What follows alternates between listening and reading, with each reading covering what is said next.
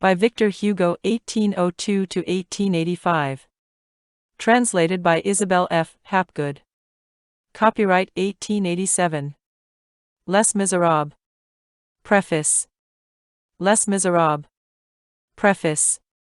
So long as there shall exist, by virtue of law and custom, decrees of damnation pronounced by society, artificially creating hells amid the civilization of earth, and adding the element of human fate to divine destiny, so long as the three great problems of the century, the degradation of man through pauperism, the corruption of woman through hunger, the crippling of children through lack of light, are unsolved, so long as social asphyxia is possible in any part of the world, in other words, and with a still wider significance, so long as ignorance and poverty exist on earth, books of the nature of Les Misérables cannot fail to be of use.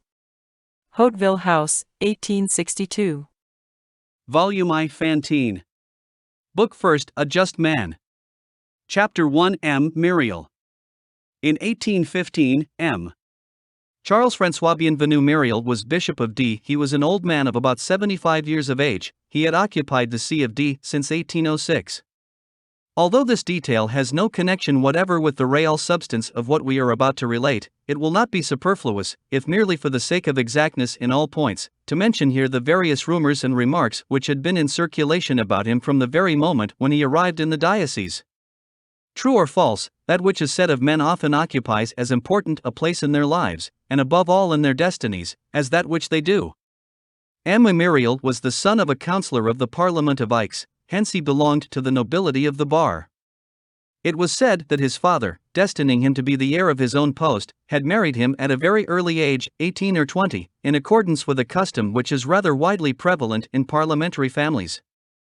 In spite of this marriage, however, it was said that Charles Muriel created a great deal of talk.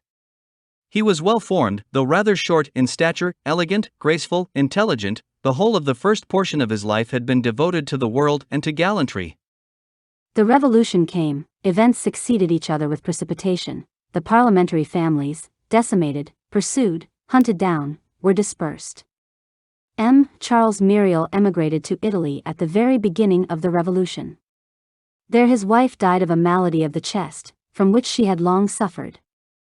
He had no children. What took place next in the fate of Muriel? The ruin of the French society of the olden days, the fall of his own family, the tragic spectacles of '93, which were, perhaps, even more alarming to the emigrants who viewed them from a distance, with the magnifying powers of terror, did these cause the ideas of renunciation and solitude to germinate in him? Was he, in the midst of these distractions, these affections which absorbed his life, suddenly smitten with one of those mysterious and terrible blows which sometimes overwhelm, by striking to his heart, a man whom public catastrophes would not shake, by striking at his existence and his fortune? No one could have told. All that was known was, that when he returned from Italy he was a priest. In 1804, Muriel was the curé of B. Brignoles. He was already advanced in years, and lived in a very retired manner. About the epoch of the coronation, some petty affair connected with his curacy, just what, is not precisely known, took him to Paris. Among other powerful persons to whom he went to solicit aid for his parishioners was le Cardinal Fesch. One day, when the emperor had come to visit his uncle, the worthy curé, who was waiting in the anteroom, found himself present when his majesty passed. Napoleon, on finding himself observed with a certain curiosity by this old man, turned round and said abruptly, "Who is this good man who is staring at me?" "Sire," said Muriel, "you are looking at a good man, and I at a great man. Each of us can profit by it." That very evening, the emperor asked the cardinal the name of the curé, and some time afterwards Muriel was utterly astonished to learn that he had been appointed Bishop of D. What truth was there, after all, in the stories which were invented as to the early portion of Muriel's life? No one knew. Very few families had been acquainted with the Muriel family before the revolution.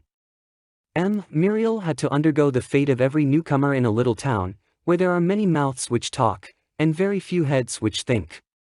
He was obliged to undergo it although he was a bishop, and because he was a bishop. But after all, the rumors with which his name was connected were rumors only, noise, sayings, words, less than words, palabres, as the energetic language of the South expresses it.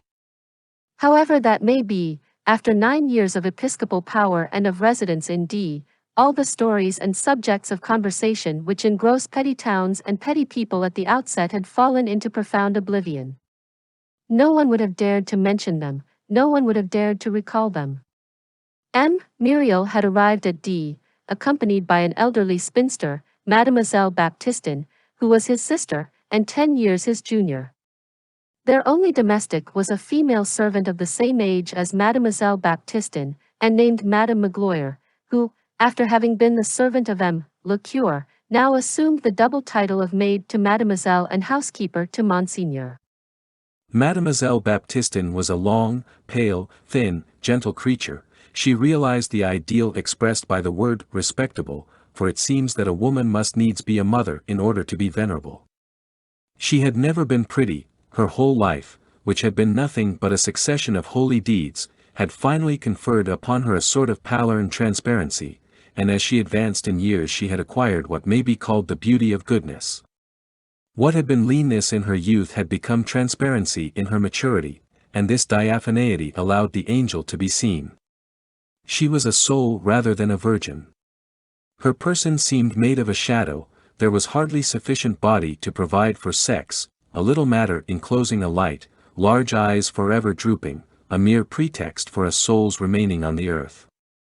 Madame Magloire was a little, fat, white old woman, corpulent and bustling, always out of breath, in the first place, because of her activity, and in the next, because of her asthma.